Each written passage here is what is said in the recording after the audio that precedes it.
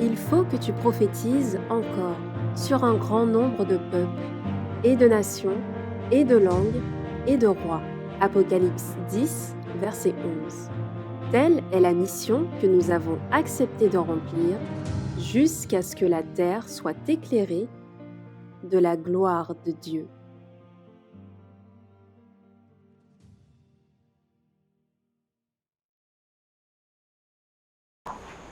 Amen.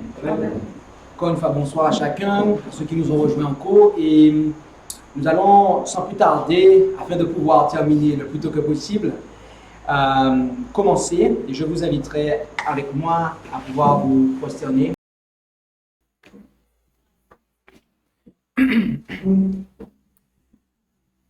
Notre Dieu, notre Père céleste, nous te demandons de continuer à être avec nous alors que nous poursuivons notre étude du message des trois anges, afin que nous soyons prêts pour le retour de Jésus. Bénis cette deuxième heure de la soirée et qu'elle soit tout aussi bénéfique pour notre salut. Et c'est en Jésus que nous t'en prions. Amen. Amen.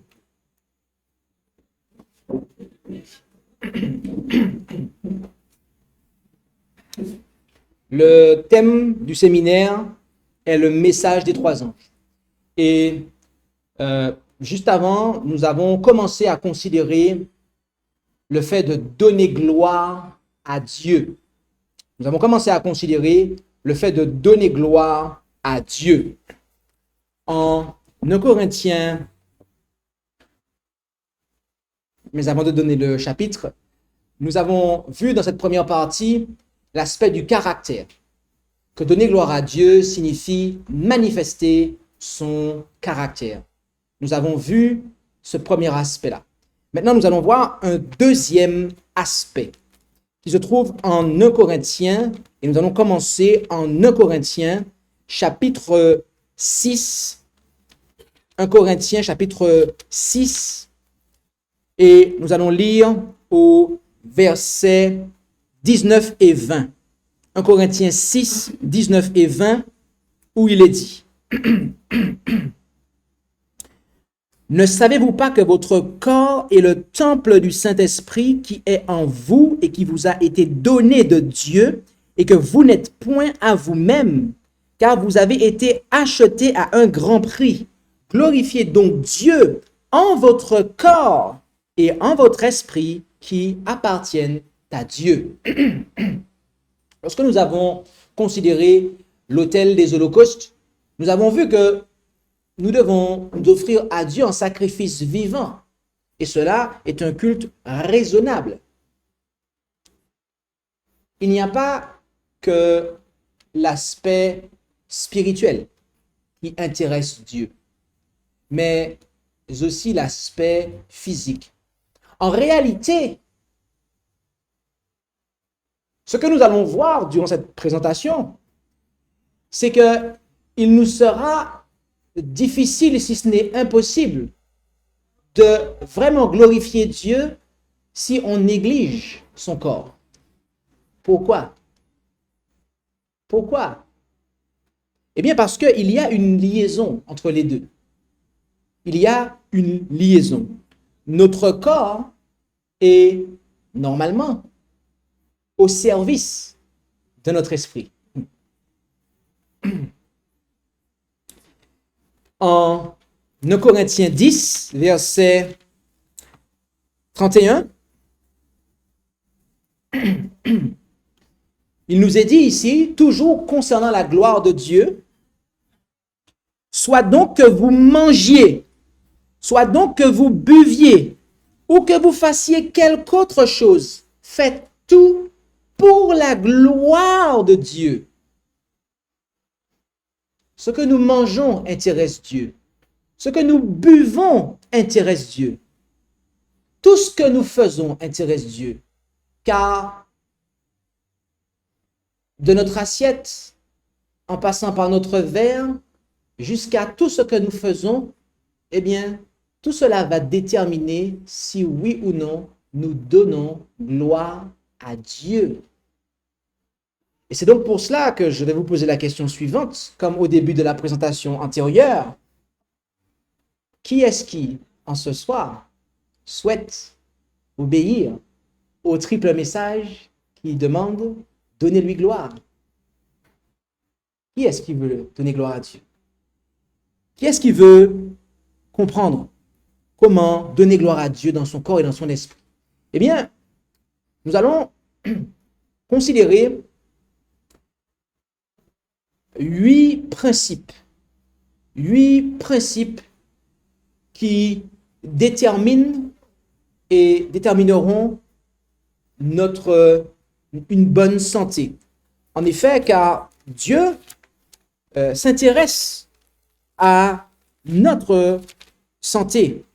C'est du moins ce que nous pouvons considérer dans les épîtres de Jean, en 3 Jean 2, 3 Jean 2, il est dit en 3 Jean 2, « Bien-aimé, je souhaite qu'à tous égards tu prospères et sois en bonne santé, comme ton âme est en prospérité. » Dieu s'intéresse à notre santé. Par une bonne santé, nous pourrons glorifier Dieu. En effet, comment pourrons-nous lui rendre service si nous sommes malades? Comment pourrons-nous lui rendre service si nous ne prenons pas soin du sanctuaire qui est notre corps, notre être? Rappelez-vous que ce que nous avons vu tout à l'heure, en 1 Corinthiens 3, versets 16 et 17. 1 Corinthiens 3, 16 et 17, il est dit, « Ne savez-vous pas que vous êtes le temple de Dieu et que l'Esprit de Dieu habite en vous? Si quelqu'un détruit le temple de Dieu, Dieu le détruira, car le temple de Dieu est saint et vous êtes ce temple. » Nous avons dit que nous voulons glorifier Dieu. De ce fait, nous nous engageons à étudier et à savoir qu'est-ce que nous devons faire pour ne pas détruire le temple. Car voyez-vous, pour que la gloire soit manifestée, qu'est-ce qu'on a vu? Il fallait que l'œuvre soit achevée comme Dieu a dit qu'elle devait être achevée. Dieu ne va pas manifester sa gloire, en fait, son caractère. Il ne va pas, en fait, reconnaître le temple comme étant à lui si les choses n'ont pas été faites comme il l'a dit qu'elles devaient être faites. C'est pour cela que nous devons, eh bien, tout faire pour la gloire de Dieu dans ce corps. Nous allons voir 8 principes. 8 principes. Je vous invite à noter avec moi, notamment à noter la première lettre de chacun de ces principes. Le premier principe que nous allons considérer est le soleil. S pour le soleil. Oui, le soleil. Nous avons vu tout à l'heure que nous devons tourner le dos au soleil lorsque nous nous rendons vers le sanctuaire, dans le sens spirituel du terme, car nous devons tourner le dos à tout ce qui est idolâtrie. Mais voyez-vous, lorsque nous tournons le dos au soleil, le soleil frappe quand même sur notre dos. En Ecclésiaste 11, verset 7, nous pouvons lire ce qui suit. Ecclésiaste 11, verset 7, il nous est dit « La lumière est douce et il est agréable aux yeux de voir le soleil. » Pourquoi cela est agréable quand nous voyons que nous sortons de chez nous le matin, il y a un beau soleil? Eh bien, parce que, voyez-vous, le soleil apporte quelque chose à notre organisme. Il apporte ce qu'on va appeler la vitamine D, en fait. Et cela va permettre de fixer le calcium. Calcium qui compose nos os. Nous avons tous besoin d'avoir des os solides, n'est-ce pas? C'est la charpente de notre corps. Que se passerait-il si vous n'avez plus d'os? Eh bien, vous tomberiez comme un sac vide à terre. Voyez-vous? Donc, c'est dire combien nous avons besoin du soleil. C'est dire combien cela est bénéfique pour nous. Nous avons besoin d'avoir un logement qui est éclairé, que la lumière pénètre nos demeures. Nous avons besoin de marcher, de faire de l'exercice physique sous le soleil. Combien d'entre vous ont un jardin? Il vous faut avoir un jardin pour jardiner au soleil.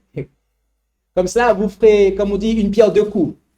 Premier coup, eh bien, vous allez faire de l'exercice physique au soleil. Et deuxième coup, vous allez avoir, en fait, eh bien, votre réfrigérateur rempli, en fait. OK? Donc, le soleil. Un deuxième point, et je vous le dis d'avance, être concis, mais sachez que tous ces principes ont été détaillés dans une série de présentations.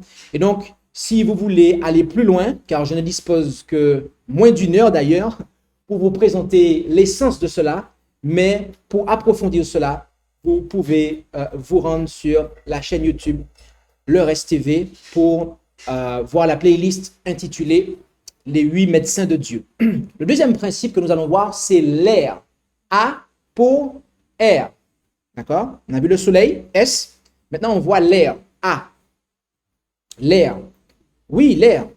Que nous dit l'Écriture à ce propos? En Genèse 2, verset 7, nous lisons « L'Éternel forma l'homme de la poussière de la terre, il souffla dans ses narines un souffle de vie, et l'homme devint un être vivant. » Bien évidemment, le souffle ici représente l'esprit, bien entendu. Mais ce que nous voyons, c'est que pour vivre, nous avons besoin de ce souffle. Nous avons besoin, en fait, de l'air. L'air est notre carburant principal. Vous pouvez vivre sans manger pendant plusieurs jours. Vous pouvez continuer à vivre si vous ne buvez pas pendant plusieurs heures, même une journée ou deux, trois. Mais essayez de vivre quelques heures sans respirer. Vous ne pourrez pas. Donc l'air est notre carburant principal. Maintenant, que se passerait-il si dans mon véhicule diesel, je corrompais un peu le gasoil avec des substances qui ne rentrent pas dans les ingrédients du gasoil? Qu'est-ce qui va se passer? Mon véhicule va se mettre à tousser, en fait. Il va se mettre à... Vous savez, en France, avant de venir ici au Gabon, j'ai malencontreusement, en fait, mis une quantité de produits qui n'était pas la bonne, en fait. Mon véhicule s'est mis à lâcher de la fumée, en fait. Et j'ai failli perdre mon moteur, en fait. Mais j'ai appris une leçon. Voyez-vous, si votre carburant n'est pas, en fait, exactement ce qu'il doit être, votre véhicule va se mettre à tousser et il va mal se porter. Il ne pourra plus avancer. Est-ce qu'on peut se permettre d'avoir de l'air vicié, impur? Non. Non. Où est-ce que l'air est impur?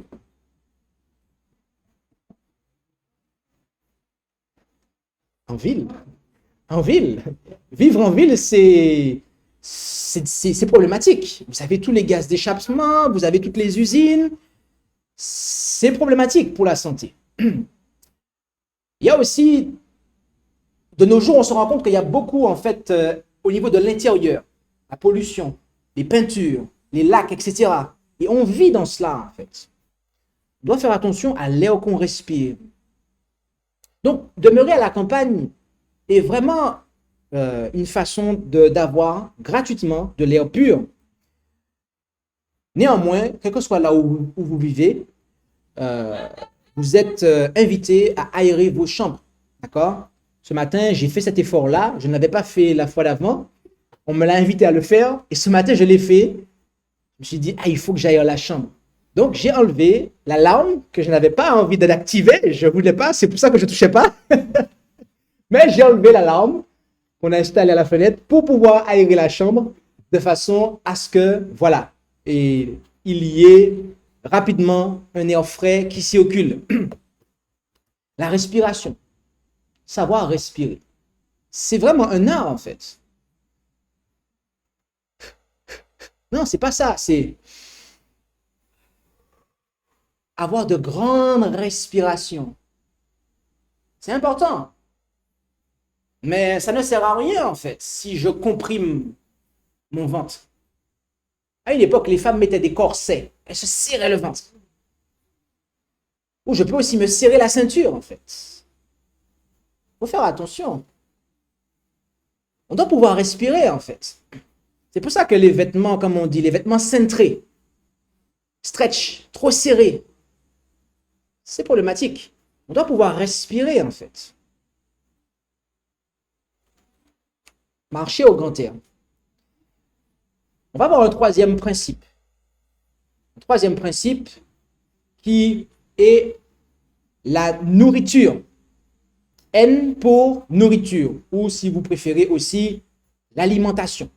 N pour nourriture, l'alimentation. Eh bien, sur ce point-là, nous avons beaucoup de choses à dire. Car, voyez-vous, l'alimentation, c'est vraiment le matériel de construction, en fait. Nous sommes ce que nous mangeons. En Genèse 1, verset 29, Dieu nous a dit quelle était notre alimentation. Je vous donne toute herbe portant de la semence qui est sur la surface de toute la terre et tout arbre ayant pour lui du fruit d'arbre portant de la semence. Ce sera votre nourriture. Voilà ce que le Seigneur nous a donné, en fait. Et il a dit quoi? Cela pouvait être amélioré? Qu'est-ce qu'il a dit après avoir dit ça?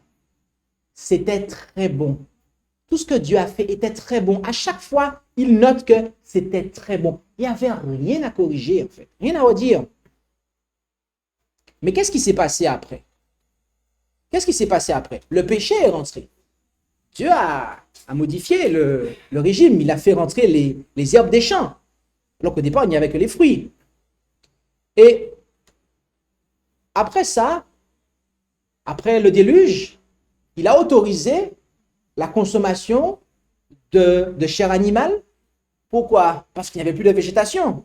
Les antédiluviens déjà commençaient à manger les animaux, alors que Dieu n'avait pas donné cette autorisation. C'est aussi pour ça qu'ils étaient corrompus. C'est parce que Dieu n'avait pas donné cet ordre. Mais eux, ils s'étaient permis de mettre la main sur les animaux. Mais, après le déluge, Dieu a autorisé ça pour deux raisons. Parce qu'il était difficile de trouver de la végétation, mais aussi pour raccourcir la vie de l'homme. Parce que les hommes vivaient très longtemps, en fait. Aujourd'hui, quand on regarde, l'âge de l'homme ne dépasse pas 120 ans, en fait. Donc, Dieu a voulu ça, en fait, pour raccourcir notre existence misérable ici, en fait. D'accord? Et cela se vérifie lorsque l'on compare l'âge des post-déluviens à ceux des antédiluviens. Vous faites la moyenne et vous voyez qu'il y a un grand écart. Et c'est la consommation de chair animale qui en est la cause. Mais après, qu'est-ce que le Seigneur a fait? Il a fait sortir les enfants d'Israël d'Égypte. Et qu'est-ce qui s'est passé? Il leur a donné quoi? La manne. Oui, Exode 16, verset 35. Les enfants d'Israël mangeaient la manne pendant 40 ans. Et lorsque Dieu a décrit la terre promise pour eux, il leur a dit que c'est un bon pays, en Deutéronome 8.8. Oui, il leur a décrit le pays. Un pays de blé, d'orge, de vin, de figuier, de grenadier, d'olivier, donnant de l'huile et de miel. On voit comment il décrit le pays, en fait. Il ne leur décrit pas KFC, McDonald's, et puis la boucherie. C'est pas comme ça que tu décris ça, en fait. C'est les produits végétaux. Mais qu'est-ce qui s'est passé, en fait? Est-ce que les enfants d'Israël voulaient de cela, en fait? Non, ils voulaient KFC. Exode 16, versets 2 et 3. Et toute l'assemblée des enfants d'Israël murmura dans ce désert contre Moïse et contre Aaron. Et les enfants d'Israël leur dirent, Ah, que ne sommes-nous morts par la main de l'Éternel au pays d'Égypte, quand nous étions assis près des potées de viande, quand nous mangions du pain à satiété, car vous nous avez amenés dans ce désert pour faire mourir de faim toute cette assemblée. Ah, Dieu nous ramène en Éden et on n'est pas content. Hey, les pilons de poulet étaient trop bons en Égypte. Cela s'est passé une fois, mais aussi deux fois. Nombre 11, verset 4 à 18. Je ne vais pas tout lire. Les enfants d'Israël se mirent de nouveau à pleurer. Qui nous fera manger de la chair? Et ce qui s'est passé, c'est que le Seigneur leur a dit, ok, sanctifiez-vous. Oui, préparez-vous. Mais là, c'est la mauvaise sanctification, en fait. Parce que là, c'est le fait de se mettre à part, mais... Et vous mangerez de la chair. Parce que vous avez pleuré aux oreilles de l'Éternel en disant, qui nous fera manger de la chair? Car nous étions bien en Égypte. L'Éternel vous donnera de la chair et vous en mangerez. Et c'est ce que Dieu a fait. Dieu, il ne s'impose pas, en fait. Il n'impose pas sa volonté. Mais est-ce qu'il empêche les conséquences d'arriver? Non. Psaume 106, versets 14 et 15. Ils s'éprirent de convoitise dans le désert et tentèrent Dieu dans la solitude. Alors, il leur accorda leur demande, la chair. Mais qu'est-ce que le texte dit après? Et il envoya sur eux la consomption, à savoir la maladie. Oui. On veut manger de la chair. Ok. Psaume 106, versets 14 et 15. Alors, désolé, je file, hein, mais c'est enregistré et vous pourrez regarder les vidéos sur la chaîne YouTube ASJH 1889 du Gabon qui va bientôt ouvrir. Et donc, Psaume 106, 14 et 15, après leur avoir accordé cette demande, Dieu envoie sur la maladie. C'était la suite logique, en fait. Lorsque vous mangez, surtout à notre époque, en fait, comme on dit, bonsoir, avant, les gens consommaient de la chair animale, très rarement. Aujourd'hui, dans les sociétés dans lesquelles on est, cela est récurrent, en fait. Psaume 78, versets 17 et 18, il est dit, et ils continuèrent à pécher contre lui, se rebellant contre le Très-Haut dans le désert. Ils tentèrent Dieu dans leur cœur, demandant des mets selon leur désir. Peut-être que cette nourriture n'était pas le désir de Dieu, en fait. Bien que Dieu le leur ait donné, mais il l'a fait parce qu'ils le lui ont demandé. Donc ce n'est pas la nourriture selon les désirs de Dieu. On peut voir cela aussi en Deutéronome 12, versets 15 et 20. Alors je n'ai peut-être pas cité, c'était Psaume 78, versets 17 et 18, et aussi Deutéronome 12, versets 15 et 20, où là encore, Dieu étiquette la chair animale comme étant la nourriture des désirs de l'homme. Il dit bien tes désirs, tes désirs, tes désirs.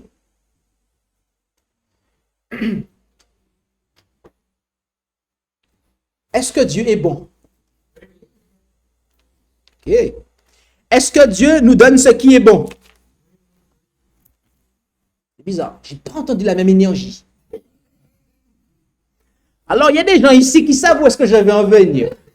Parce qu'ils suivent les présentations. Mais il y en a d'autres qui ne savent pas. Rendons-nous en Ézéchiel 20 et lisons le verset 25. Où allons-nous?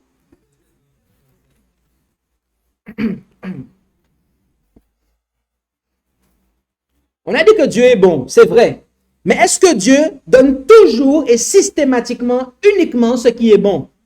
La réponse est en Ézéchiel 20, verset 25.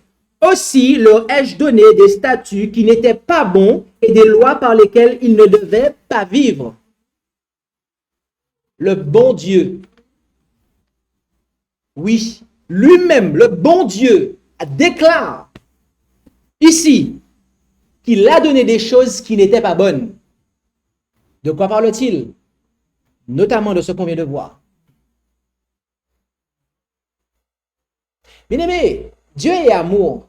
Et c'est ce que j'apprécie chez Dieu. C'est que l'amour, voyez-vous, c'est aussi donner à quelqu'un ce qu'il réclame, même si ce n'est pas bon pour lui. Non pas que vous le voulez. Parce que vous dites à la personne, c'est pas ce qu'il y a de meilleur pour toi, hein? C'est pas ce que je veux pour toi. Mais la personne en face de vous, elle n'est pas contente de ce que vous l'offrez, en fait. Un peu comme une femme, ok? Et des fois, ça arrive. Alors, je dis une femme, je peux dire aussi dire un homme, bref, un conjoint. Et des fois, ça arrive que dans un mariage, il y a l'un qui n'est plus satisfait de l'autre. Il n'est plus satisfait. Il estime que c'est plus bon, en fait. Et il veut aller voir ailleurs. L'amour, c'est aussi laisser partir. Ça ne sert à rien de chercher à retenir la personne de manière persécutante. Hein? À un moment, il faut le faire, il faut l'implorer. Mais quand la personne veut partir, il faut accepter. Je reviens à mon sujet. Je fin de la parenthèse. Ici, le Seigneur, qu'est-ce qu'il a fait? Il a un peuple qui est rebelle, qui lui demande la chair animale. Qu'est-ce qu'il fait en fait? Il leur donne. Est-ce que c'est bon? Non, c'est pas bon. Mais il est amour. Dieu est comme ça. Si nous persistons en fait à faire ce que les enfants d'Israël ont fait, c'est-à-dire à déifier l'appétit. On a vu que le ventre est un Dieu pour certains. Qu'est-ce que Dieu va faire? Bien, il va dire ok. Vas-y. Mais est-ce qu'il va empêcher la maladie d'arriver? Non. Est-ce qu'après il faudra se plaindre auprès de Dieu? Non. Faut assumer. On veut notre liberté. Ok. Mais la maladie derrière, il faut l'assumer. Et oui. Donc, Dieu, il ne veut pas de cela pour nous. C'est pour cela que le Dieu d'amour nous invite à revenir en Éden. Il nous invite, pour une bonne santé, à adopter une nourriture végétarienne. D'accord? Il y a de ceux qui, je le fais déjà maintenant, parce que je sais que ça va arriver, il y en a qui diront, oui, mais Jésus n'était pas végétarien, il a multiplié des poissons, etc. Alors, à l'époque de Jésus, l'agneau de Dieu n'était pas encore immolé. Jésus n'était pas encore immolé, en fait. Donc, il avait lieu de continuer à faire les sacrifices. Parce que, est-ce que vous savez que les sacrifices d'animaux, en fait, ils avaient un but cérémoniel? Il faut comprendre qu'il ne tue pas les animaux juste comme ça pour faire plaisir. Hein? Le premier animal, c'est Dieu lui-même qui l'a tué. D'accord? De manière à couvrir avec sa peau Adam et Ève. Maintenant, une question. Lorsque Jésus-Christ, il monte sur la croix, en fait, est-ce que les cérémonies continuent? On l'a vu. Les cérémonies sont clouées à la croix, en fait. Donc, du coup, les animaux qu'on tue là, en fait, c'est dans quel objectif, en fait? Cérémoniel? Non. C'est pourquoi, en fait? C'est pour? C'est là, en fait. C'est pour le ventre. C'est purement pour cela, en fait. Alors, Dieu, il attend. Mais lorsqu'on arrive au jour des expiations,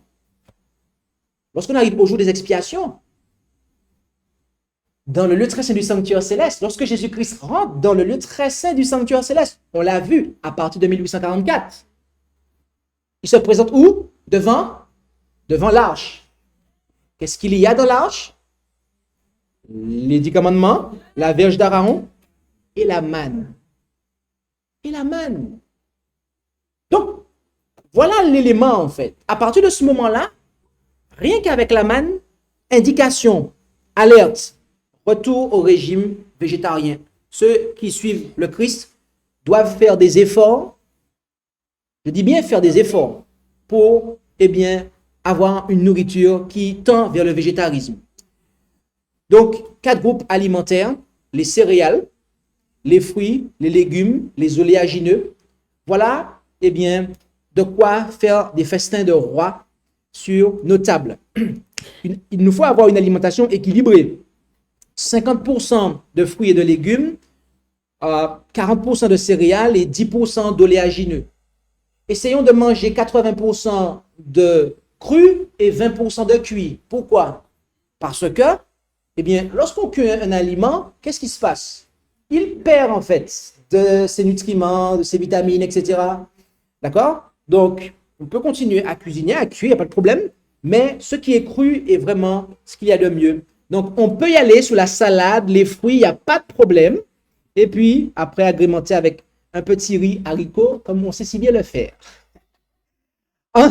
Il nous faut avoir de la variété, changer nos habitudes alimentaires, ne pas manger systématiquement la même chose en fait. Voyez-vous, ce qu'il y a de bien, il y a beaucoup de gens qui disent oui, mais si j'arrête de manger de la viande, qu'est-ce que je vais manger? C'est normal, je veux dire, qu'on ne sache pas, puisqu'on a été éduqué dans le carnassier, hein, dans le carnivore, et on ne sait pas en fait. Mais voyez-vous, mon expérience m'a montré que euh, il n'y a pas plus il n'y a pas plus de diversité dans le végétarisme que dans un autre mode d'alimentation, en fait. Je veux dire, c'est très vaste, en fait. C'est très, très vaste. Donc, changer ses habitudes alimentaires, ne pas manger toujours la même chose, varier. Euh, Néanmoins, à un même repas, on doit faire attention de ne pas manger trop de plats différents, d'accord? Parce que l'estomac a besoin d'assimiler les choses. On doit faire attention de ne pas mélanger les fruits et les légumes. Qu'est-ce que la tomate? C'est un fruit. Qu'est-ce que le concombre?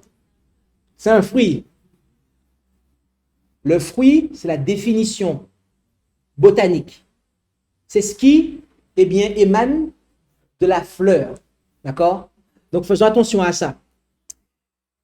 Car certains ne sont pas sensibles à cela, mais peut-être que d'autres sont sensibles.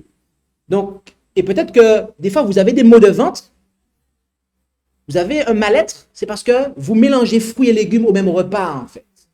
Et donc, il y a des explosions dans votre ventre, en fait. D'accord?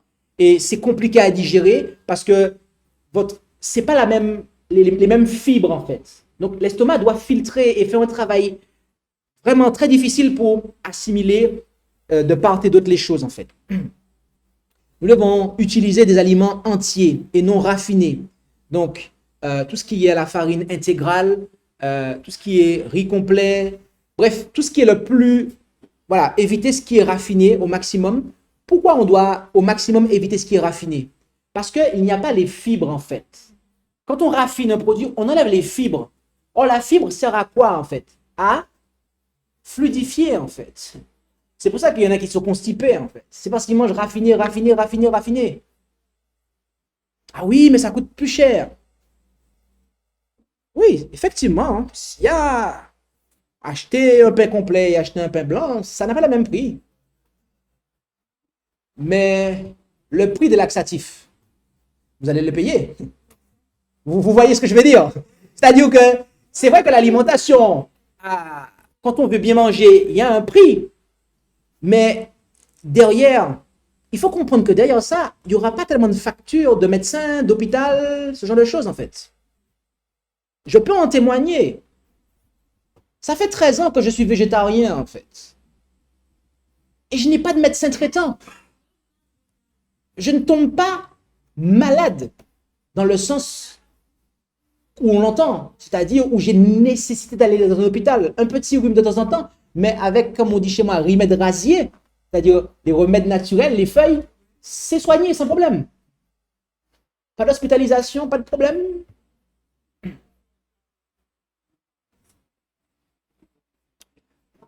Donc, la santé va en bénéficier. Lorsqu'on mange, on doit faire attention de bien mastiquer. À quoi c'est la mastication? À déposer sur la nourriture les sucs gastriques. En fait, la digestion commence dans la bouche, en fait. On n'a pas de dents dans l'estomac. C'est ici que ça se passe, la mastication. La digestion commence ici.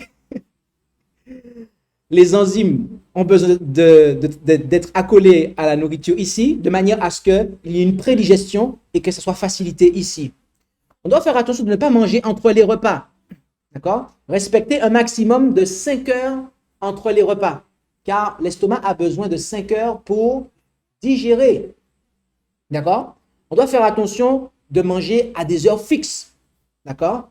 Et aussi, on doit faire cet effort que le repas soit 5 heures avant le repos, le sommeil. Pourquoi nous devons faire cet effort-là, en fait? Eh bien, c'est parce que tout notre corps va se reposer à ce moment-là. On n'aura pas notre estomac qui va travailler et puis le reste du corps, eh bien, qu'il va se reposer. D'ailleurs, certaines personnes qui sont très sensibles n'arrivent pas à se coucher après avoir mangé le soir. Pourquoi? Elles ne le savent pas. Mais c'est parce que leur estomac travaille, en fait. Donc, nous devons être sensibilisés à ça. Les repas copieux doivent être le matin. Le matin, on mange comme un roi. Le midi, comme un prince. Et le soir, comme un pauvre. On ne doit pas boire en mangeant. Pourquoi? Parce que quand on boit en mangeant, qu'est-ce qui se passe? Eh bien, ça vient diluer les sucs gastriques, en fait. Et les sucs gastriques, s'ils sont dilués, la digestion ne peut pas commencer, en fait. Et même dans l'estomac, ça rend la digestion laborieuse, en fait. D'accord? Donc, on doit boire à quel moment? Avant de manger. Et bien après, d'accord? Respectons 30 minutes, voire 1 heure avant et après les repas. Et est-ce que vous savez que le jeûne est quelque chose de thérapeutique? À quoi sert le jeûne? Du point de vue physique. Eh bien, quand on jeûne, voyez-vous, les cellules cancéreuses sont consommées, en fait. Il y a des gens qui guérissent par le jeûne, en fait. J'ai l'habitude de faire 2 repas par jour. 2 repas par jour. Et je m'en porte à merveille, en fait. Mon poids est stabilisé. Et il n'y a pas de soucis. Certains peuvent le faire, d'autres peut-être pas. Mais en tout cas, on doit comprendre que l'idée que je vais partager avec vous ici, c'est que l'estomac a besoin de se reposer. On ne doit pas penser que l'estomac doit être constamment chargé, rempli, et que jeûner, ce sera la fin de notre existence. Non. Un jeûne, de temps en temps, ne fait pas de mal. Bien évidemment, on doit éviter les aliments malsains. Le Lévitique 11 interdit les aliments impurs. Donc, si vous voulez consommer de la viande, vous pouvez le faire. Mais en tout cas, sachez que la maladie ne sera pas épargnée. Mais une chose est sûre, c'est que surtout, ne consommez pas de viande impure. Parce que le Lévitique 11 est très clair. Évitez tout ce qui est sang et les viandes non saignées. Évitez tout ce qui est gras. Le fromage n'est pas une substance qui est bonne pour nous. Le fromage dans l'organisme, c'est comme si que vous mangiez de la colle, en fait. Si vous voulez, la prochaine fois, si vous voulez afficher les affiches du séminaire, là, vous prenez du fromage, vous collez et vous collez sur les murs. OK? La prochaine fois. C'est de la colle, en fait. C'est de la colle. Évitez le gras animal. Il y a aussi les épices. Il faut faire attention. Je ne parle pas des herbes aromatiques, mais les épices, tout ce qui est piment. D'accord? Il y a une différence entre les herbes aromatiques et les épices. Tout ce qui relève le goût, en fait. Tout ce qui va être vinaigre aussi. D'accord? Les aliments riches en sucre, en sel, le bicarbonate de soude, les levures artificielles, le mélange lait, œuf et sucre qui produit la fermentation. Il y en a qui sont sourds, en fait, qui ont de l'alcool dans le corps, mais alors qu'ils ne boivent pas d'alcool, en fait. Pourquoi? Ils mélangent le lait de vache et du sucre ou des œufs. Ça produit de la fermentation, en fait. D'accord? Bon, on va continuer. T. T pour quoi? T pour tempérance. On va parler de tempérance pendant quelques instants. Donc là, on a fait le plus gros. Ça va aller très, très vite. Quoique on a beaucoup de choses à dire aussi à cet égard. En Acte 24, verset 25, et comme Paul discourait sur la justice, la tempérance et le jugement à venir, Félix, effrayé, lui dit, pour le moment, retire-toi. Notez que il parlait du jugement qui était à venir. Et il a parlé de la tempérance. Est-ce que vous savez que notre prochaine session, nous allons parler du jugement. Donc, il est important que nous parlions de la tempérance. Car il y a un rapport, en fait. D'accord? La tempérance est un fruit de l'esprit. Quand on regarde en Galates 5, verset 22. Les hommes de Dieu doivent être tempérants. En Tite 1, verset 8. Les anciens, pasteurs, les ministres, etc. Ils doivent être tempérants, en fait. Et la tempérance fait partie de l'échelle de la sanctification. En 2 Pierre 1, verset 6, on doit ajouter à la science la tempérance. La tempérance, c'est s'abstenir de ce qui est nuisible et user modérément de ce qui est bon. Oui, ce n'est pas parce que quelque chose est bon que je dois le prendre constamment. On doit être tempérant dans l'alimentaire. Faire attention de ne pas trop manger, même si c'est du végétarien. On doit être tempérant dans le travail. Le travail, oui, comme on dit, c'est la santé. Mais si je suis au travail, est-ce que je suis tempérant? Non. On doit être tempérant aussi.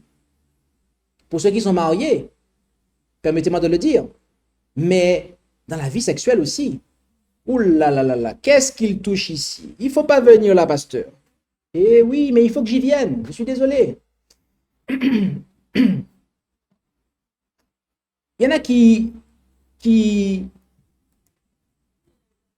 pratiquent la chose, comme on dit, de façon quasi quotidienne, en fait. Mais à quel moment on se repose? À quel moment le corps a le temps de fabriquer, en fait? Est-ce que vous savez qu'il y en a qui meurent très jeunes par rapport à ça? Est-ce que vous savez, en fait? Et là, ici, on ne parle pas que de la masturbation, parce que ça, c'est encore pire. Mais même la surfréquence dans les rapports. On pourrait faire une étude biblique sur ça, en fait. La Bible en parle. Elle nous donne des indices, en fait. Quand on regarde le cycle de la femme, les jours qui devaient être attendus après, on nous donne un indice, en fait, quant aux fréquences. Excéder cela vient, eh bien, amoindrir notre énergie vitale, en fait. Et si on ne meurt pas de cela, eh bien, on perd ses capacités, en fait, intellectuelles. Alors oui, c'est bon, mais comme toute chose, modération. Éviter ce qui est mauvais, bien évidemment. Donc, tout ce qui va être tabac, boissons alcoolisées, drogue, thé, café, boissons gazeuses. D'accord? On doit faire attention aussi à la théobromine. Est-ce que vous savez où se trouve la théobromine? C'est quoi? Le thé contient de la théine. Le café contient de la caféine. Mais le café contient aussi, en fait, tout comme le thé, la théobromine. C'est un excitant, en fait. C'est un excitant. La viande est un excitant. Le thé, le café, ce sont des excitants, en fait. Cela vous donne de l'énergie sous le coup, mais après, quand l'effet est passé, vous êtes à plat, en fait. Le cacao, le chocolat contiennent de la théobromine. Donc, ces choses-là, il nous faut les employer à la manière d'un remède et non pas comme un aliment. D'accord? C'est plutôt un remède qu'un aliment. Le thé, le café, le cacao, le chocolat, on ne devrait pas les considérer comme des aliments, mais plutôt comme des remèdes. Épices, sucre raffiné qui donne de l'hypoglycémie. D'accord? Donc, la tempérance. Et encore une fois, nous sommes simples ici. Nous vous apportons les principes essentiels, l'essentiel des principes. Ensuite, E pour eau. On a fait soleil, air, nourriture, tempérance, eau. Nous allons parler un petit peu de l'eau. De l'eau. L'eau purifie. Ézéchiel 36, verset 25 nous dit: je répandrai sur vous une eau pure et vous serez purifiés. Je vous purifierai de toutes vos souillures et de toutes vos idoles. L'eau est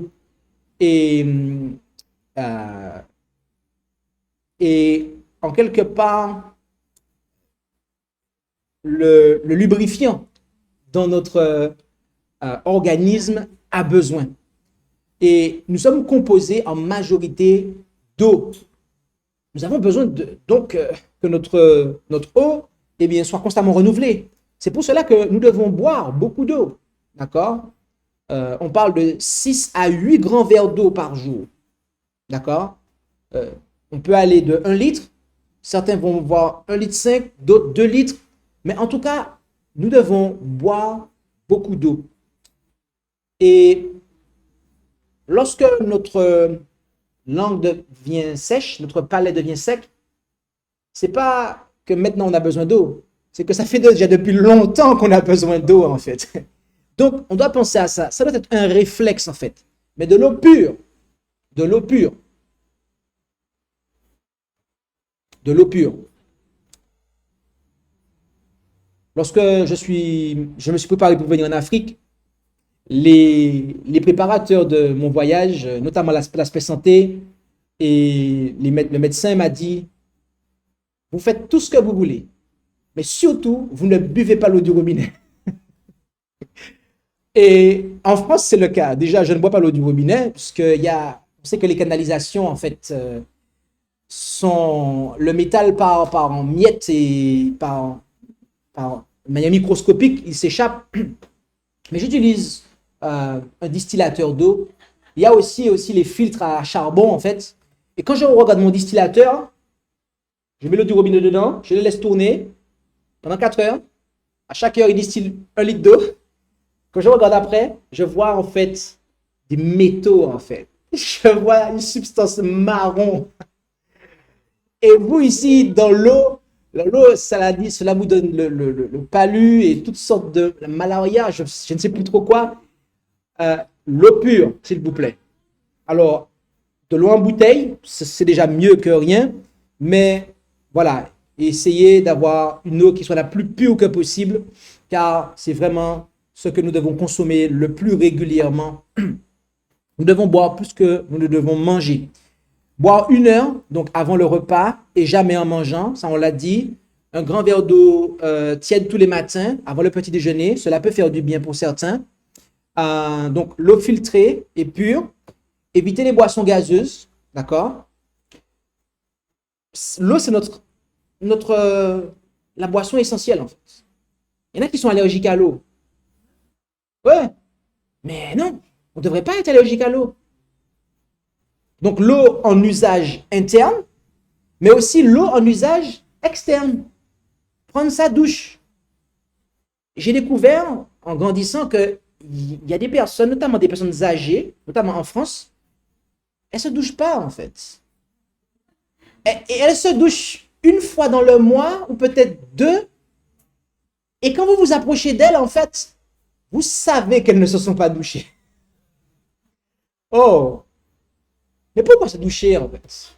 Parce que je pense qu'elles ont de bonnes raisons de ne pas se doucher. Peut-être que dans leur tête, elles estiment que... Elles ne voient pas pourquoi se doucher. Pourquoi elles estiment qu'elles gaspillent de l'eau. Donc pourquoi se doucher? Mais c'est vrai, si vous n'avez pas la connaissance, vous estimez que c'est bon ce que vous faites en fait. Mais pourquoi se doucher en fait? Vous savez, notre peau, il y a des pores en fait. Il y a des pores. Est-ce que vous savez que votre peau, c'est un organe? Il y a des organes que vous ne voyez pas, mais la peau, c'est un organe en fait. D'accord? La peau est un organe. Et la peau, elle sécrète.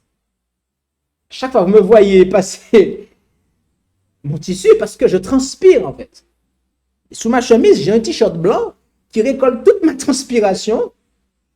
Et en fait, il faut nettoyer la peau en fait. Il faut nettoyer la peau. Vous comprenez?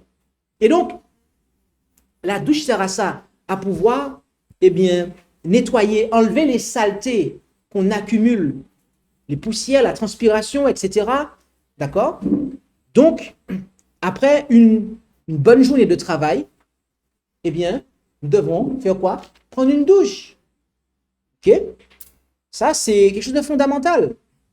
Se laver à l'eau courante et régulièrement. Et donc voilà, l'eau aussi peut être utilisée en usage interne, mais par le bas. Là, j'en ai parlé par le haut, mais aussi par le bas. Ce qu'on appelle en anglais enema, c'est-à-dire lavement.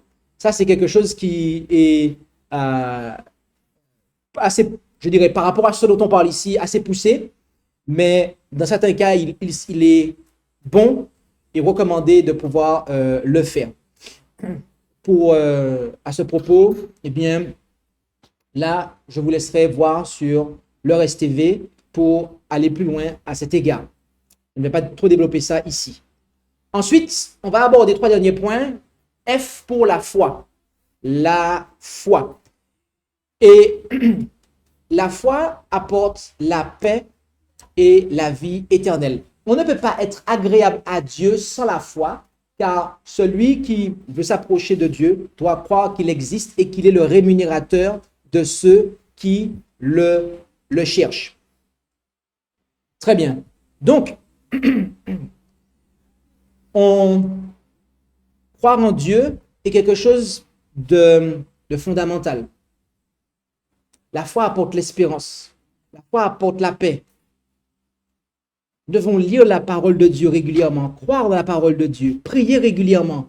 Bref, les expériences qu'on a vues dans le lieu saint, en fait, aussi bien que dans le parvis, de manière à pouvoir, eh bien, être en bonne santé mentale.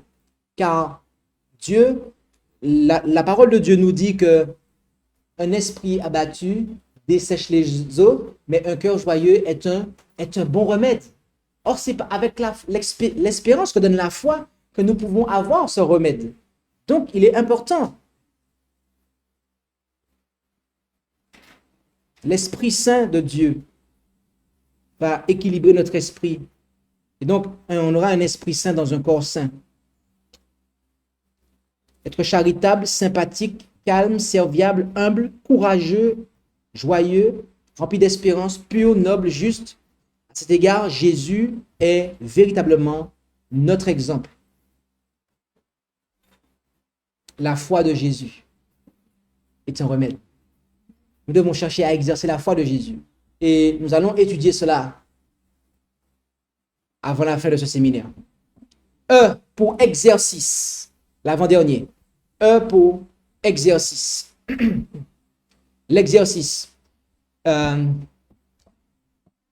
Qu'est-ce qui se passe si cette porte, vous la laissez ouverte et qu'elle ne bouge pas pendant 10 ans? Qu'est-ce qui va se passer au niveau des gonds, en fait? Ils vont être rouillés, grippés. Et après, vous ne pourrez même plus fermer la porte, en fait. C'est pareil pour l'homme. On a un corps, on a des articulations. On est fait pour bouger, en fait. Si on ne s'exerce pas, on va être grippé, en fait. Non pas la grippe, mais le corps sera grippé, en fait. L'exercice renforce la santé. Dieu a donné à nos premiers parents un exercice à faire. Genèse 3, verset 19. C'est à la sueur de ton front que tu mangeras ton pain. L'exercice. Il nous demande d'aller voir la fourmi. Un proverbe. Elle est active. Il nous parle aussi des paresseux, en fait. On ne doit pas être ainsi. On doit être en mouvement, en activité, en fait. Si nous avons la joie, le privilège d'avoir un travail manuel qui nécessite qu'on bouge, gloire à Dieu. Mais si nous sommes sédentaires, eh bien à ce moment-là, on doit remédier à ça. On doit se mettre à faire du jardin, à transporter des choses, à faire de la marche rapide, du jogging, natation, corde à sauter par exemple. Des exercices simples mais sympathiques. Et c'est bouger tous les jours. Ce matin, comme d'autres matins, Didier et moi, nous avons fait un jogging. Nous avons parcouru 7 km. C'était merveilleux. Lorsque vous terminez votre exercice physique, qu'importe l'exercice physique, comment vous vous sentez après? Bien, en fait. Vous vous sentez bien parce que cela fait du bien à votre corps, en fait. Donc, au départ, ça paraît pénible. Quand je sais que je dois faire 5 à 7 km, au départ, je n'ai pas envie de commencer. Hein. Oh là là! Didier, j'ai pas envie de commencer, Didier, hein. Mais je sais que c'est bon pour moi et qu'à la fin, je vais apprécier en fait. Donc, donc voilà. Et cela permet, donc, cela vient travailler le rythme cardiaque. Cela permet l'endurance. D'accord? Quand je ne m'exerce pas, je ne prêche pas bien. Non, non, non. Vous ne travaillez pas bien en fait. Il y en a qui peut-être veulent être docteurs. Ils veulent peut-être devenir docteurs. Il va falloir travailler beaucoup les neurones pour devenir docteur. Il y a des métiers qui nécessitent qu'on travaille beaucoup en fait. Mais si on ne s'exerce pas et qu'on fait qu'un travail mental, au final de compte, on est peu productif en fait. C'est pour ça qu'en arrivant ici, j'ai dit à Didier, le matin, je m'exerce. Hein. C'est pas négociable en fait. Je dois bouger le matin parce que l'après-midi, en fait, je dois garder ce rythme-là en fait. L'exercice fait transpirer et donc contribue à l'élimination des toxines. D'accord? Donc, c'est important. Et enfin, on va passer au dernier point. R pour le repos. R pour le repos. Le repos, oui, nous en avons besoin. Dieu nous a d'ailleurs donné un jour pour cela. Le 7e jour. Pendant 6 jours, tu feras tout ton ouvrage. Mais le 7e jour, tu te reposeras. Afin que ton bœuf, ton âne ait du repos, afin que le fils de ton esclave et l'étranger ait du relâche. Cela concerne un repos qui permet notamment le 7e jour de pouvoir vaquer de nos occupations de façon à pouvoir nous tourner vers Dieu. Bien évidemment, on l'a bien précisé, on ne va pas faire que dormir durant ce jour. Non, nous avons de bonnes œuvres à accomplir. Nous avons un service d'adoration dans lequel nous devons participer et faire du bien autour de nous. Mais nous avons besoin de nous reposer, physiquement parlant, quotidiennement. D'accord? Cela permet de recharger nos énergies. Donc, nous devons dormir durant les heures de la nuit. Les heures de sommeil avant minuit, elles comptent double. Elles comptent double. Donc, on doit chercher à tout faire pour dormir avant minuit. D'accord? Nous devons éliminer tout ce qui va être somnifère, parce qu'avec Jésus, nous n'avons pas besoin de ça. Et prendre le bain ou la douche avant de pouvoir aller se coucher. Faire l'effort, tendre vers cela, d'essayer de dormir à jeun, d'accord? C'est une pratique qu'il nous faut essayer de mettre en place, le plus à jeun que possible en tout cas, de manière à bien pouvoir se reposer dans une pièce silencieuse, bien aérée, d'accord? Et donc voilà, le repos. Nous avons vu donc ces 8 principes, nous les avons survolés, ces 8 principes de santé. Et voyez-vous, les remèdes de Dieu sont vraiment des remèdes naturels, comme nous pouvons le voir. En 2 Chroniques, on va conclure avec ça. Eh bien,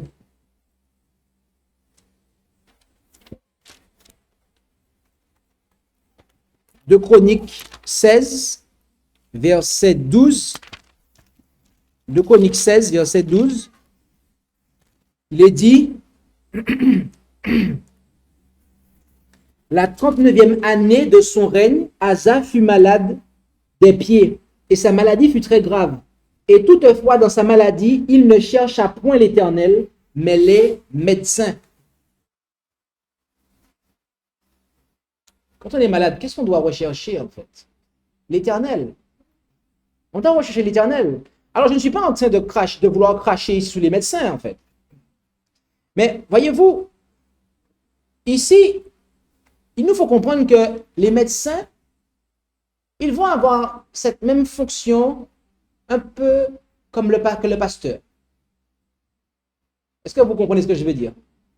Un médecin est à la santé ce qu'un pasteur est à l'esprit. C'est-à-dire que le médecin est censé nous conduire en fait vers les principes du Seigneur pour la santé en fait.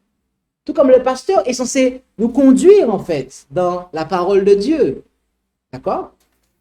Mais bien évidemment, si un pasteur nous enseigne des doctrines qui viennent de sa poche, est-ce qu'on sera en bonne santé spirituelle? Non. Si un médecin nous enseigne une science de la santé qui ne vient pas de Dieu, qu'est-ce qui va se passer? Eh bien, à ce moment-là, on ne va pas vraiment être en santé. Donc, c'est pour cela, en fait, qu'il nous faut rechercher l'Éternel. Et voyez-vous, les remèdes de Dieu sont vraiment des remèdes naturels. En 2 Rois 5, verset 13, 2 Rois 5, verset 13, nous lisons ici,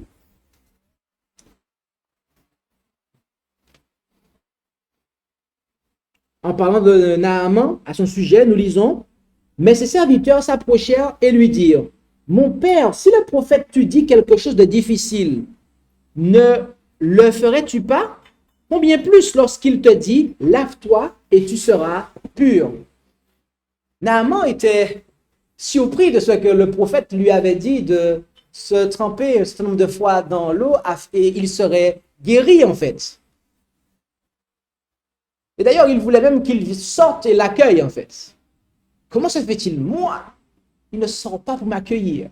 Et en plus, il me demande de me tremper dans de l'eau. L'eau du Jourdain. Oui, les remèdes de Dieu sont simples mais efficaces. Ils sont simples et efficaces. Et ces remèdes, voyez-vous, ils vont non seulement, en fait, si vous les mettez en pratique, eh bien, prévenir la maladie, empêcher que vous tombiez malade. Mais même lorsque vous aurez des pathologies, si vous les respectez, eh bien, cela va vous aider à recouvrir la santé. Et donc, nous devons tout faire pour glorifier Dieu dans notre corps et dans notre esprit qui lui appartiennent. Nous devons tout faire pour préserver ce corps en bonne santé. Car Dieu, il nous invite à être prêts pour le retour de Jésus. Et le peuple qui sera prêt pour le retour de Jésus, c'est un peuple qui, notamment, donnera gloire à Dieu. Un peuple dans la vie duquel la gloire de Dieu sera manifestée. Et nous l'avons vu, cela porte à la fois sur l'aspect spirituel et l'aspect physique. Le sanctuaire doit être achevé exactement comme Dieu a dit qu'il doit être achevé. Nous devons, eh bien, maintenir ce corps en bon état de fonctionnement.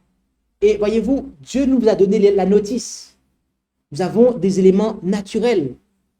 Voyez-vous, notre corps, lorsque nous nous blessons, qu'est-ce qui se passe en fait? Il cicatrise en fait.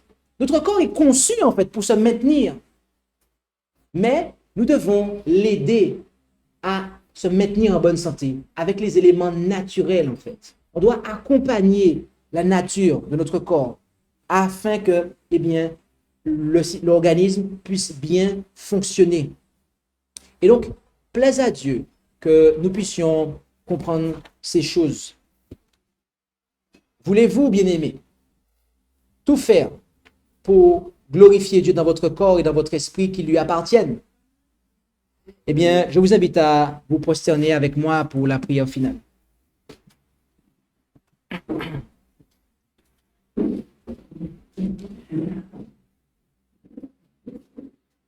Notre Dieu, notre Père céleste, merci pour ce moment que nous avons passé dans la considération de ta parole et des principes naturels pour le maintien d'une bonne santé. Aide-nous à pouvoir, eh bien, appliquer ces principes de façon à ce que nous puissions te glorifier dans notre corps et dans notre esprit qui t'appartiennent. Bénis chacun d'entre nous. Aide-nous à avancer conformément à ces principes, de sorte que nous puissions te glorifier. Et c'est en Jésus que nous t'en prions et pour ta gloire. Amen.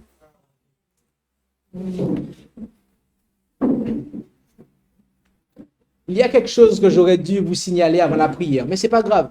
Je peux le faire maintenant. Avez-vous vu les lettres, la première lettre de chacun de ces principes? S, A, N, T, E, F, E, R. C'est quoi en fait? Une santé de fer. Oui, nous allons avoir une santé de fer. Donc, pour avoir une santé de fer, nous devons suivre ces principes. Y a-t-il des questions? On ne va pas être très très long parce que il va être 21 heures dans 20 minutes. Mais si vous avez quelques questions rapidement, il nous faut y aller.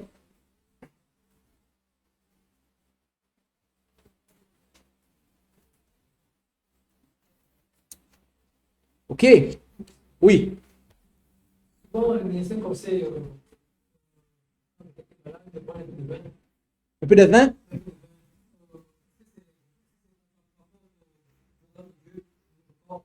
Est-ce que c'est ça un conseil? L'alcool n'a pas sa place dans le corps de l'homme. Ma réponse sera lapidaire à cet égard, sera simple. L'alcool n'a pas sa place dans le corps de l'homme. Donc, c'est un conseil que l'on donne, mais la science de Dieu est ce qu'elle est, et les sacrificateurs, il leur était interdit de boire du vin.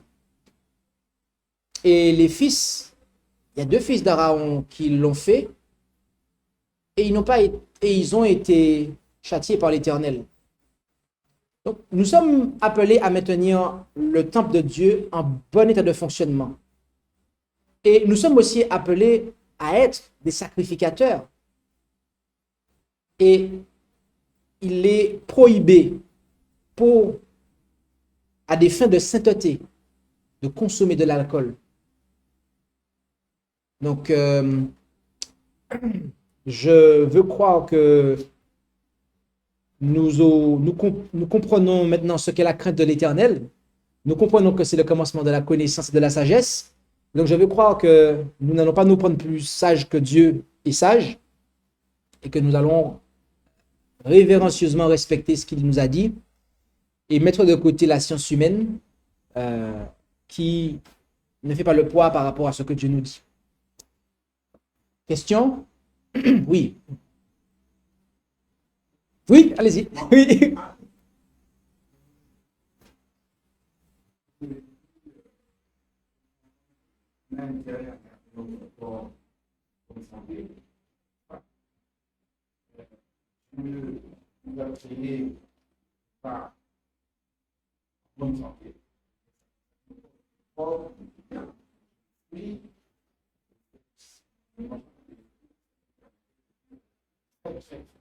Mhm.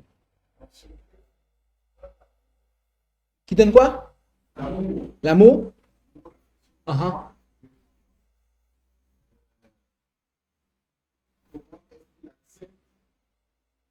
Alors, je me dis qu'il veut de la viande, il lui donne de la viande. Alors, même qu'il sait que si le corps dans lequel il vient parenté, il sera plus fort. Pourquoi Dieu accepte ça, même si c'est la volonté de l'homme. Parce que quand il y a un enfant,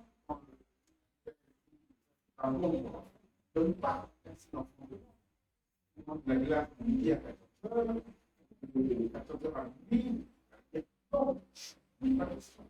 Il n'y a pas de Dieu dans la donne.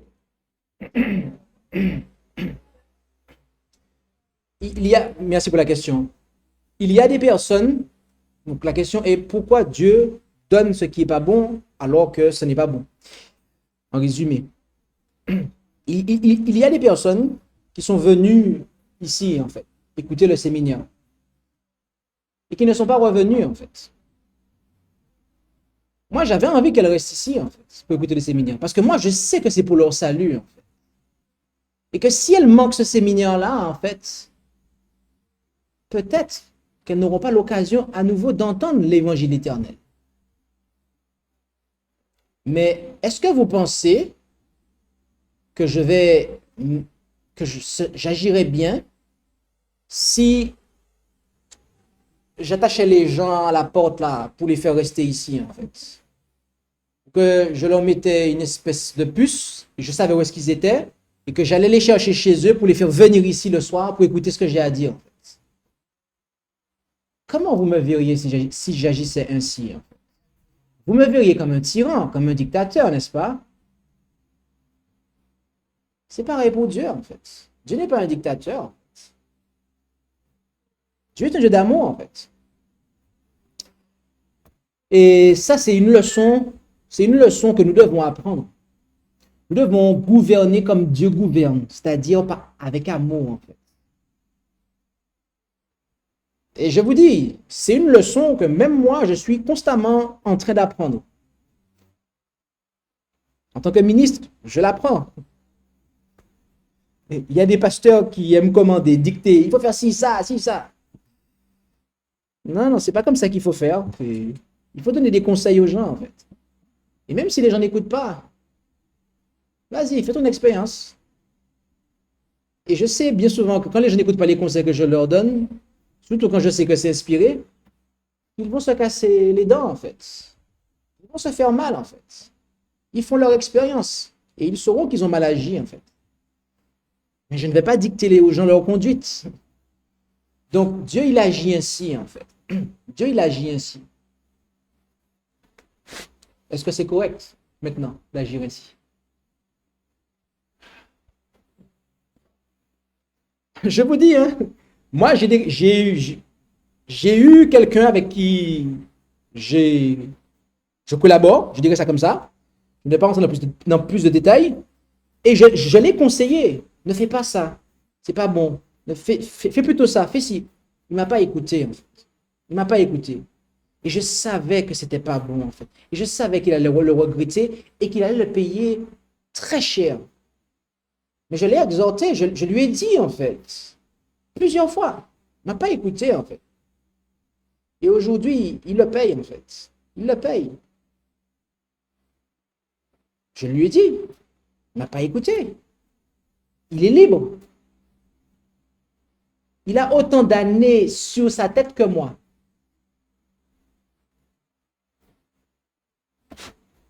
On est des êtres moralement libres. Vous comprenez? On a la capacité de choisir, en fait. C'est comme ça, en fait. Le jeune homme riche, il est venu à Jésus et après, il s'en est allé. Jésus était triste. Mais est-ce que Jésus l'a forcé à rester? Non. Jésus, il est comme ça, en fait. Donc, à un moment, Jésus a dit, et vous, ne voulez-vous pas vous en aller? Parce qu'il voyait que les gens partaient, parce que les gens étaient scandalisés de son enseignement, en fait.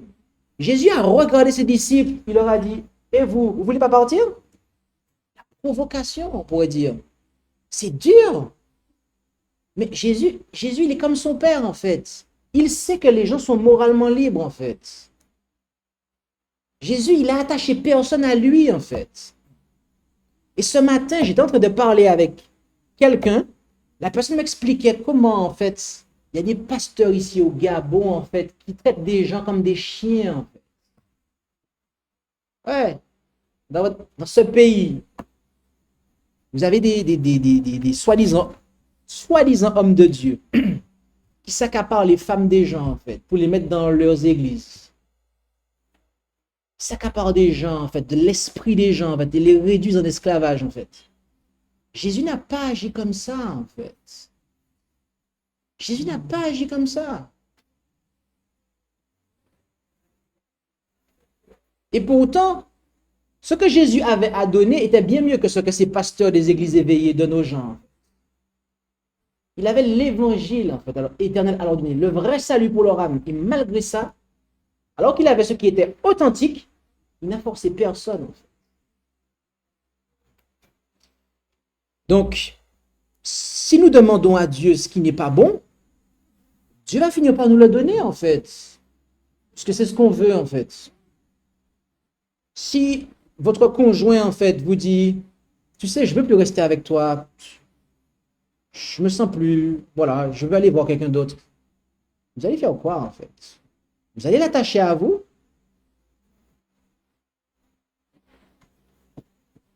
Je sais que ça fait mal, en fait, d'entendre ce genre de choses-là. Le simple fait d'imaginer que ça puisse vous arriver, si vous êtes marié, c'est terrible, en fait, puisque vous aimez votre femme, votre mari, vous ne pouvez pas concevoir, en fait, qu'il puisse se lasser de vous, en fait. Mais si ça arrive, en fait, comment vous allez réagir, en fait? Il y en a, en fait, qui vont tuer la personne, en fait. Faut pas qu'elle aille avec quelqu'un d'autre. Il y en a qui vont la réduire en esclavage. Non. C'est triste, ok. Mais tu es libre. Tu peux y aller.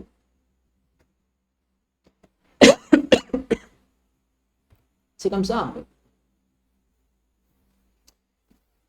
Oui. Dans notre église, nous avons été, en fait, nous avons appris beaucoup de choses en fait, du péché. Si nous souffrons, si nous mangeons, si nous vivons, c'est parce que nous avons nos parents ont péché. Alors que s'ils n'avaient pas péché, on n'aurait pas besoin de travailler pour manger. On devait seulement dire, bon, Dieu, je veux telle chose, et puis ça arrive.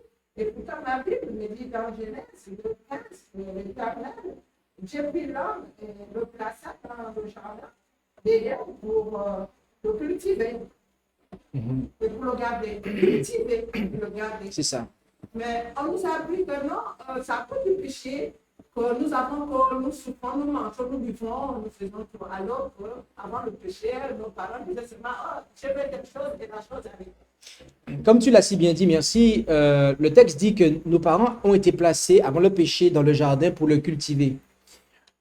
L'exercice qu'ils avaient à faire, le travail qu'ils avaient à faire dans le jardin n'était pas aussi pénible qu'après le péché.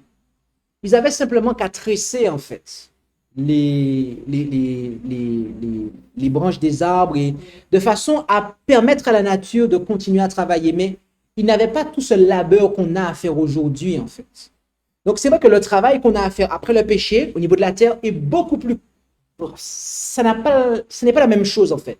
Mais ils avaient quand même des activités à faire, d'accord? Qui n'étaient pas aussi pénibles qu'après le péché. Donc, il faut comprendre que avant le péché, et une fois que Dieu aura débarrassé la terre de ce péché, nous serons toujours actifs, en fait. Nous aurons des activités au ciel, en fait. Ne pensez pas que le ciel, c'est un lieu d'inactivité, en fait. Parce que vous serez déçus. Si vous aimez la fainéantise, Dieu respectera, mais il ne vous amènera pas au ciel. Parce qu'au ciel, personne n'est fainéant, en fait. Les anges eux-mêmes, ils sont censés en activité, en fait. Donc, on doit être actif, en fait. Il y a un proverbe en anglais qui est « use it or lose it ». C'est-à-dire, soit tu l'utilises, soit tu le perds. On est fait pour bouger, en fait. On est conçu pour bouger. On a des articulations, en fait. On n'est pas, en fait, des chaises. La chaise, vous la mettez là, c'est son job de ne pas bouger, en fait. Nous, ce n'est pas notre job de ne pas bouger, en fait. Donc voilà, même quand nous dormons, nous bougeons. Donc voilà. OK? On va terminer et nous avons déjà prié, donc on va prendre le chant. Merci d'avoir écouté cette présentation. Si vous souhaitez prendre part à la mission que Jésus-Christ confia à notre Église, contactez-nous via les coordonnées présentes sur la page à propos de notre chaîne YouTube